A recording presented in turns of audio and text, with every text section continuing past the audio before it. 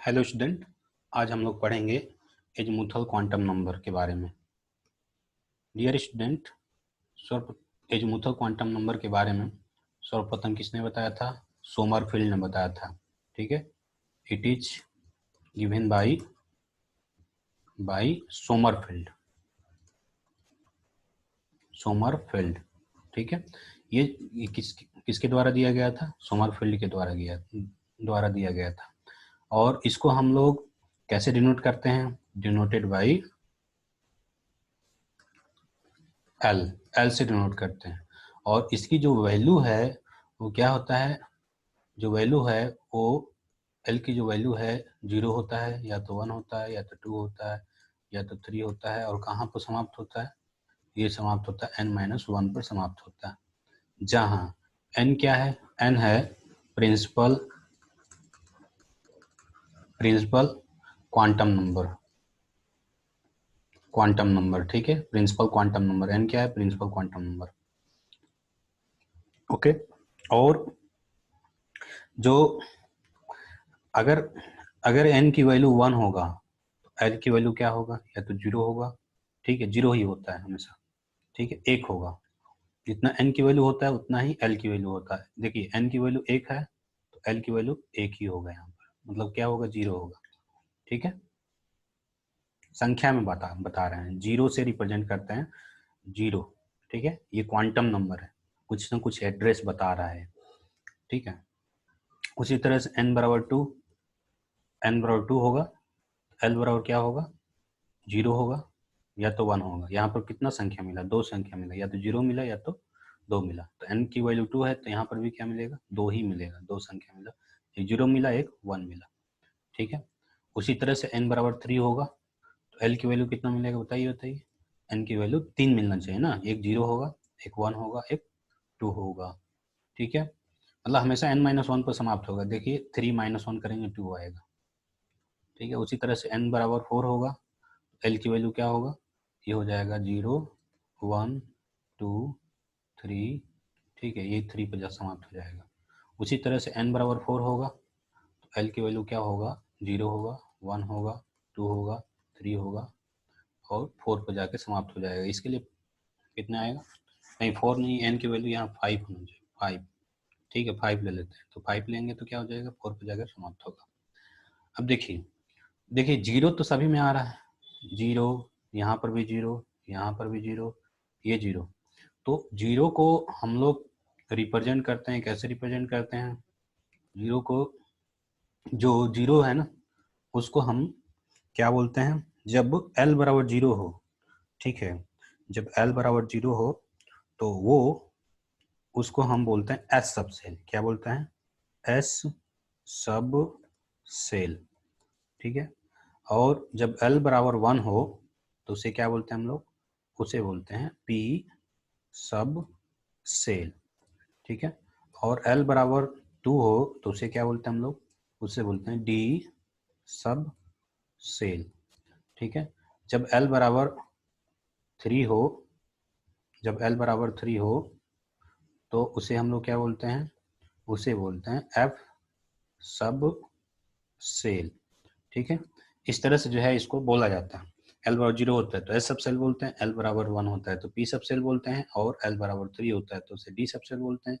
l बराबर 2 होता है तो d सब सेल बोलते हैं, l बराबर 3 होता है तो उसे f सब सेल बोलते हैं। ठीक है, 0, 1, 2, 3, 4, इस तरह से s सब सेल हो गया, p सब सेल हो गया, d सब सेल हो गया, और f सब सेल हो गया। ठीक है, अगर हम एनर्जी की बात करें, एस सब सेल, पी सब सेल, डी सब सेल, एफ सब सेल। अब ये सब सेल क्या है? देखिए, n बराबर 1 तो ये फर्स्ट सेल है, ये क्या है? सेल है, सेल को रिप्रेजेंट करता है। ठीक है, ये सेल को रिप्रेजेंट कर रहा है n बराबर 2। लेकिन ये किसको रिप्रेजेंट करता है? एल बराबर 0 होता है तो इस किसको रिप्रेजेंट करता है? सब सेल को रिप्रेजेंट करता है। तो सेल के अंदर क्या होता है? सब सेल होता है। ठीक है, सेल, ठीक है, सेल के अंदर क्या होता है? सब सेल होता है। ठीक है, सब सेल होता है, सेल के अंदर सब सेल होता है। ठीक है, और सब सेल के अंदर आगे हम लोग पढ़ेंगे, अगले जो है वीडियो में, ऑर्बिटल्स होता है। ठीक है। और ऑर्बिटल के अंदर जो इलेक्ट्रॉन होता है, जो या तो क्लॉकवाइज होता है या तो एंटी क्लॉकवाइज, जो स्पिन क्वांटम नंबर में पढ़ेंगे। ठीक है। तो आज हम लोग केवल सब सेल के बारे में चर्चा कर रहे हैं। ठीक है। सेल के अंदर सब सेल होता है, और जो जो एनर्जी होता है, ठीक है, जो एनर्जी होता है वो क्या होता है, वो एस सब सेल का जो एनर्जी होता है, पी सब सेल, डी सब सेल और एफ सब सेल की जो एनर्जी होता है वो क्या होता है, देखिए इस तरह से जो है इंक्रीजिंग आर्डर में होता है। एस का कम होगा, उसके बाद पी का आएगा, उसके बाद डी का आएगा, उसके बाद एफ का आएगा। ठीक है। एनर्जी की अगर बात कर रहे हैं, ठीक है, एनर्जी एनर्जी ऑफ सब सेल फॉर सेम सेल, ठीक है, सेम सेल, ठीक है, एक ही सेल में ये तीन चारों होना चाहिए। ठीक है, उसके लिए बात हो रहा है, ऐसा नहीं कि अलग अलग सेल में। अब देखिए ये कहाँ, यहाँ आप लोग कंफ्यूज हो गए होंगे। ठीक है, मैं बताना चाह रहा हूँ कि कोई भी सेल ले लेते हैं, मान लो हाँ पहला सेल लेते हैं, तो पहला सेल में क्या होता है, पहला सेल में तो केवल एस होता है, पी तो होता नहीं। देखिए दूसरा सेल लेंगे, तो दूसरा सेल लेंगे तो दूसरे सेल में टू एस भी होता है और टू पी होता है, दो हो गया। तो जो दूसरे सेल के लिए, सेकेंड सेल के लिए अगर देखा जाए तो एस एस की जो एनर्जी होगी, टू एस की एनर्जी होगी क्या होगी, टू पी से कम होगी। ठीक है, यही मैं बताना चाह रहा हूँ। ठीक है, सेम सेल के लिए। उसी तरह एन बराबर थ्री के लिए अगर देखा जाए, तो एन बराबर थ्री के लिए क्या होता है, थ्री एस भी होता है, थ्री पी भी होता है और यहाँ पर थ्री डी भी आ जाता है।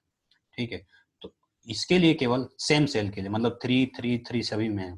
ठीक है, तो सेम सेल के लिए क्या हो जाएगा, S great is less than P is less than D, ये थर्ड सेल के लिए हो गया। तो ये होता है एनर्जी का आर्डर। उसके बाद जो है, इसका आप लोग स्क्रीनशॉट ले लीजिए, मैं इसको इरेज कर रहा हूँ। तो बात चल रही थी एनर्जी का। ठीक है, ये हो गया एनर्जी का क्रम।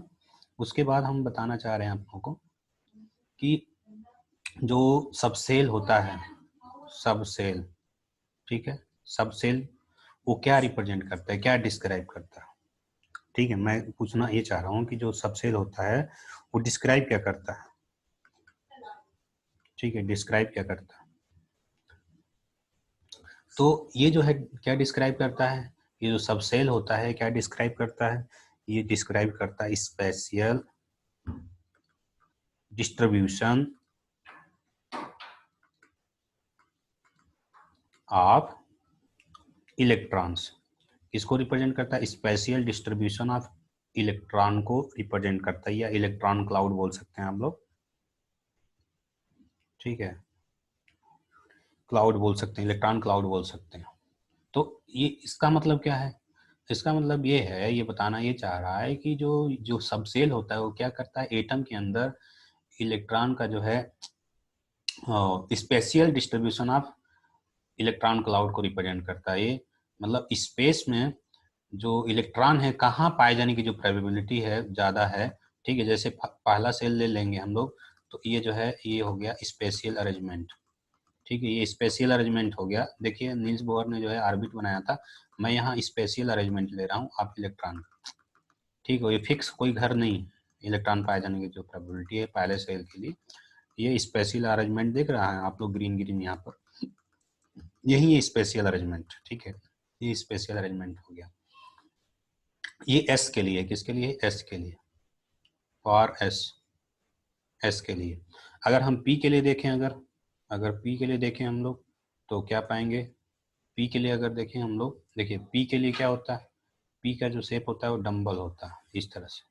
ठीक है, तो देखिए वो वन एस में तो पाया नहीं जाता, एन बराबर वन में तो पी पाया नहीं जाता। ठीक है, इसके लिए एन बराबर टू के लिए टू पी होता है, टू पी पाया जाता है इसमें। तो इसके लिए जो अरेंजमेंट देखेंगे हम लोग, तो क्या हो जाएगा स्पेशल अरेंजमेंट, ये जो इलेक्ट्रॉन का, जो इलेक्ट्रॉन पाए जाने की जो प्रोबेबिलिटी होगी ये होगी, ये स्पेशल अरेंजमेंट हो गया। ठीक है, ये स्पेशल अरेंजमेंट हो गया, मैं जो है इसको दिखा दे रहा हूँ। ठीक है, ये स्पेशल अरेंजमेंट हो गया। ये फिक्स जो है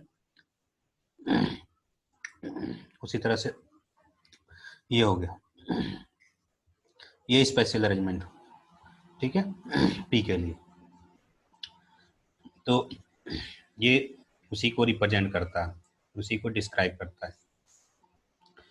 उसके बाद जो है अगर हम अलग अलग सेल की अगर बात करेंगे, अगर सेल जो है डिफरेंट हो, डिफरेंट सेल की अगर बात करें, n बराबर 1 हो, n बराबर 2 हो, n बराबर 3 हो, n बराबर 4 हो, अगर अलग अलग सेल की अगर बात करें तो जैसे मान लो n बराबर 3 ले लेते हैं, ठीक है। तो 3 में क्या होगा, तो देखिए n बराबर 2 लेंगे तो इसमें 2p पाया जाएगा, ठीक है। इसमें क्या पाया जाए, इसमें पाया जाएगा 3p, इसमें क्या पाया जाएगा,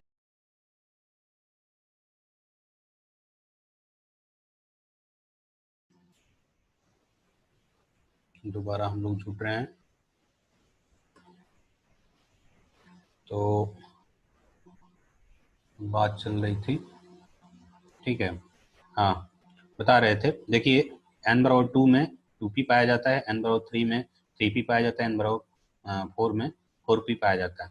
तो जब इसकी एनर्जी की अगर बात करेंगे तो हम जो इसका जो क्रम होगा, 2p का एनर्जी कम होगा, उसके बाद 3p का होगा, उसके बाद 4p का होगा एनर्जी, ठीक है। एनर्जी की हम बात कर रहे हैं, ठीक है। एनर्जी की अगर बात करेंगे अलग अलग सेल की है, अलग अलग सेल की अगर बात करेंगे तो वहाँ पर जो है सब सेल की जो एनर्जी होगी वो क्या होगी, इस तरह से होता है। सेम सब सेल की अगर बात कर रहे हैं, उसी तरह से एस के लिए देखें, एस के लिए क्या होता है, 1s की एनर्जी कम होती है, उसके बाद 2s का होता है, उसके बाद 3s का हो जाता है, उसके बाद 4s का होता है, उसके बाद 5s का होता है, ठीक है। इस तरह से जो है एनर्जी का क्रम होता है, बढ़ता है। क्यों, क्योंकि जो है यहाँ पर जो है देख रहे हैं एस बढ़ रहा है, मतलब एस 5s 4s, रेडियस बढ़ता है, रेडियस बढ़ता है, एनर्जी बढ़ती है, ठीक है, एनर्जी बढ़ती है, तो इसलिए 5s की एनर्जी ज़्यादा होता है, ठीक है। उसी तरह 3p में हो गया, तो 4p का जो साइज होता है 3p से छोटा होता है। मैं क्या बताना चाह रहा हूँ, मैं ये बताना चाह रहा हूँ आप लोगों को, कलर चेंज कर लेता हूँ एक बार। तो देखिए मैं जो है यहाँ पर देखिए, ये क्या है, ये है 2p, ये है 2p, ये क्या है, ये 2p के लिए है, ठीक है, ये 2p के लिए है, ठीक है। अगर हम 3p के लिए खींचें तो ये क्या हो जाएगा, इसका साइज बड़ा हो जाएगा। देखिए ये है 3p, ठीक है, ये क्या है, ये है 3p, ये 3p है, ये क्या है 3p है। तो देखिए 2p की जो एनर्जी होगी, 2p की जो एनर्जी होगी वो क्या होगी, कम होगी, किससे, 3p से, ठीक है। 3p की एनर्जी ज़्यादा होगी, ठीक है, तभी तो ये जो है ज़्यादा ज़्यादा इधर उधर घूम रहा है, जिसके पास ज़्यादा एनर्जी होती है ज़्यादा दूर तक जाता है, ठीक है, इस तरह से। तो ये हो गया। उसके बाद हम लोग आगे चर्चा करेंगे, इसका आप लोग स्क्रीनशॉट ले लीजिएगा, तो मैं इसको इरेज कर रहा हूँ।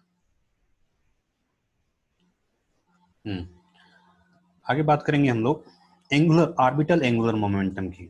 क्या बात करेंगे हम लोग, आर्बिटल एंगुलर मोमेंटम, ठीक है, आर्बिटल एंगुलर मोमेंटम, ठीक है। आर्बिटल एंगुलर मोमेंटम क्या होता है, पीछे हम लोग नील्स बोहर में पढ़ चुके हैं, एम वी आर होता है, ठीक है, एम वी आर। तो जो आर्बिटल एंगुलर मोमेंटम होता है वो म्यू एल से डिनोट करते हैं हम लोग, orbital angular momentum mu L से डिनोट करते हैं, एल, ठीक है। इज इक्वल टू होता है, ये होता है एल, एल प्लस 1 और एच अपान 2 पाई के इक्वल होता है, ठीक है। अगर एल बराबर 0 हो तो आर्बिटल एंगुलर मोमेंटम क्या होगा, आर्बिटल एंगुलर मोमेंटम 0 के लिए क्या हो जाएगा, ये 0 और 0 प्लस 1 और एच अपान 2 पाई। तो एल बराबर 0 के लिए जो आर्बिटल एंगुलर मोमेंटम होता है वो क्या होता है, ये तो पूरा 0 हो जाएगा, तो पूरा 0 हो गया, तो सब 0, तो पूरा 0 हो गया, ठीक है। अगर हम एल बराबर 1 के लिए बात करें तो आर्बिटल एंगुलर मोमेंटम क्या होगा, आर्बिटल एंगुलर मोमेंटम हो जाएगा, ये हो जाएगा √1 एच अपान 2 पाई। तो क्या हो जाएगा, ये 2 हो जाएगा, तो √2 × H/2 पाई, ये आ जाएगा म्यू एल, ठीक है। ये हो गया orbital angular momentum for L बराबर 1। उसी तरह से हम एल बराबर 2 के लिए निकाल सकते हैं, एल बराबर 3 के लिए निकाल सकते हैं। तो ये होता है आर्बिटल एंगुलर मोमेंटम, ठीक है। उसके बाद जो है इसका आप लोग स्क्रीनशॉट ले लीजिएगा, मैं इसको इरेज कर रहा हूँ, ठीक है। उसके बाद होता है एक और होता है मोमेंटम, ठीक है। मोमेंट जिसको मैग्नेटिक मोमेंटम नहीं, मोमेंट होता है, ठीक है। मोमेंट जिसको बोलते हैं हम लोग, आघूर्ण जिसको बोलते हैं, ठीक है, आघूर्ण जिसको बोलते हैं। क्या होता है आघूर्ण? आघूर्ण क्या होता है? आघूर्ण पढ़े होगे आप लोग, जैसे एफ, जैसे कोई जो है मान लीजिए गेट है, गेट है, तो गेट यहाँ पर लगा होता है, यहाँ पर इसका बेस होता है, हम लोग हाथ से यहाँ हाथ लगाते हैं और इधर उधर घुमाते हैं, ठीक है। इधर उधर घुमाते हैं तो क्या होता है, इसका जो आघूर्ण होता है वो कितना होता है? ये होता है फोर्स इनटू जो डिस्टेंस होता है, परपेंडिकुलर डिस्टेंस, ये आर लेते हैं। तो एक होता है, देखिए, फोर्स इनटू डिस्प्लेसमेंट का जो फार्मूला होता है, फोर्स इनटू डिस्प्लेसमेंट, वो एनर्जी होता है। तो ये जो है, जो आघूर्ण का जो मात्रक होता है एनर्जी के इक्वल होता है, ठीक है। उसको जो ये इसका जो मात्रक होता है आघूर्ण का, जूल भी होता है, जूल से रिप्रेजेंट करते हैं, ठीक है। और जो डायमेंशनल फार्मूला होगा वो एनर्जी के इक्वल होगा, ठीक है। तो उसी तरह से यहाँ पर जो है होता है क्या, ये होता है मैग्नेटिक मोमेंट। क्या होता है? Magnetic moment, magnetic moment, magnetic moment. Magnetic moment को हम लोग म्यू एल, कैपिटल एल से डिनोट करते हैं, मैग्नेटिक मोमेंट को कैपिटल एल से डिनोट करते हैं। और इसका जो वैल्यू होता है वो कितना होता है? ये होता है एल और एल प्लस वन होता है, और इसको ब्रैकेट है ये, और इसको हम लोग, इसका जो मात्रक होता है बी एम होता है। बी का मतलब क्या है? बी का मतलब होता है बोहर, और एम का मतलब क्या होता है?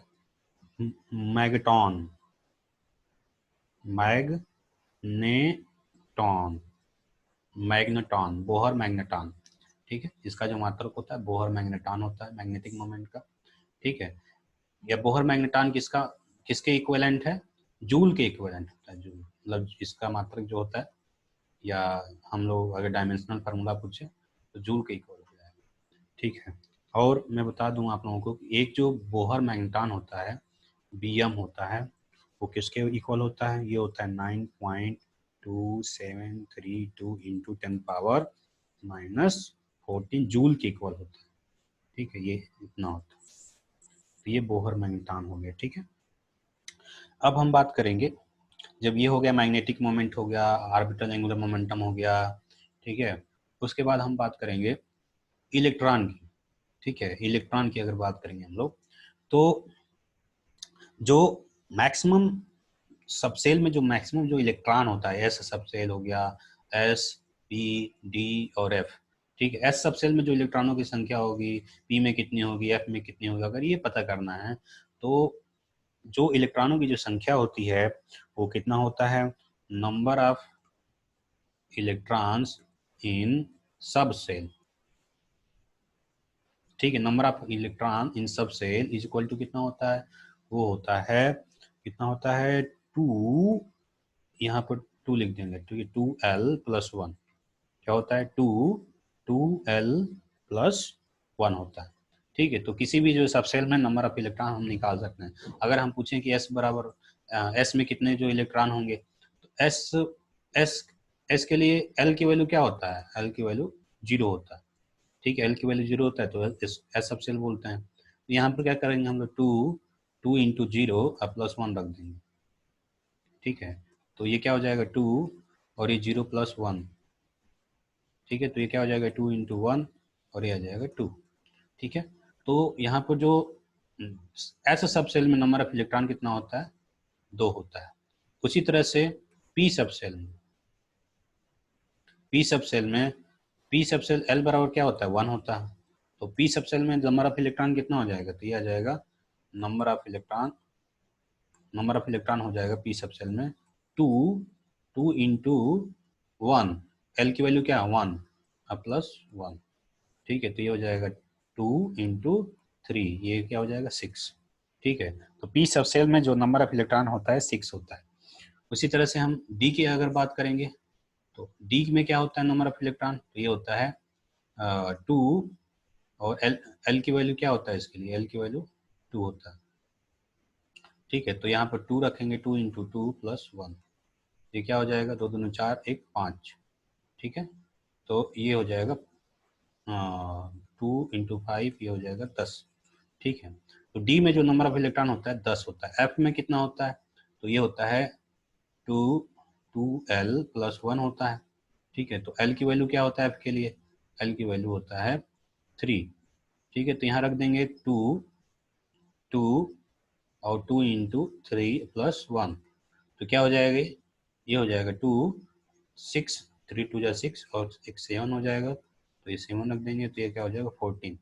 तो यहाँ से ये आता है कि जो S सब सेल में नंबर ऑफ इलेक्ट्रॉन होता है कितना होता है, 2 होता है। P सब सेल में नंबर ऑफ इलेक्ट्रॉन कितना होता है, वो होता है कितना आया था 6, और D में जो नंबर ऑफ इलेक्ट्रॉन होता है कितना होता है 10 होता है, और F सब सेल में जो नंबर ऑफ इलेक्ट्रॉन होता है क्या होता है, ये होता है 14, ठीक है। इस तरह से जो है ये हो गया नंबर ऑफ इलेक्ट्रॉन्स इन सब सेल, ठीक है। तो आज हम लोगों ने क्या क्या देखा, आज हम लोगों ने देखा कि एजीमुथल क्वांटम नंबर, ठीक है, जिसको हम लोग एंगुलर क्वांटम नंबर के नाम से भी जानते हैं, इसको किसने दिया था, सोमरफील्ड ने दिया था, ठीक है।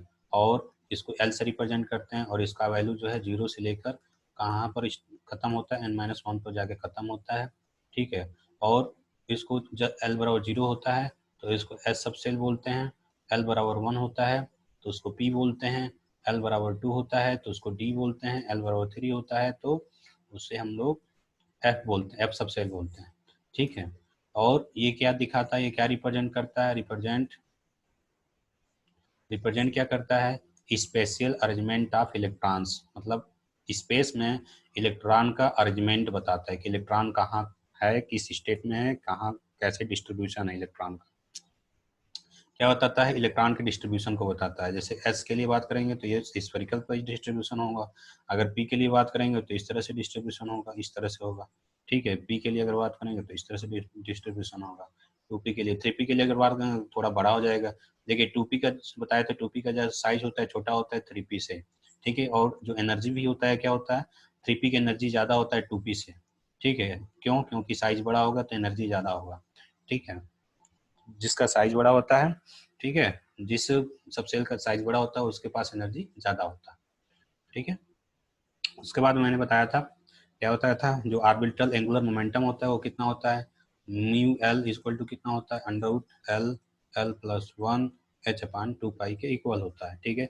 आगे बताया था मैग्नेटिक मोमेंट, ठीक है, magnetic moment mu capital L, ठीक है। ये क्या बताए थे, अंडर और एल प्लस 1, ये होता है बोहर मैग्नेटॉन, ठीक है, बोहर मैग्नेटॉन होता है, ठीक है। तो ये चीज़ें हो गया था। उसके बाद जो है, जो इम्पोर्टेंट है, जो नंबर ऑफ इलेक्ट्रॉन होता है सब सेल में, नंबर ऑफ इलेक्ट्रॉन्स इन सब सेल वो कितना होता है, 2l प्लस 1 के इक्वल होता है, ठीक है।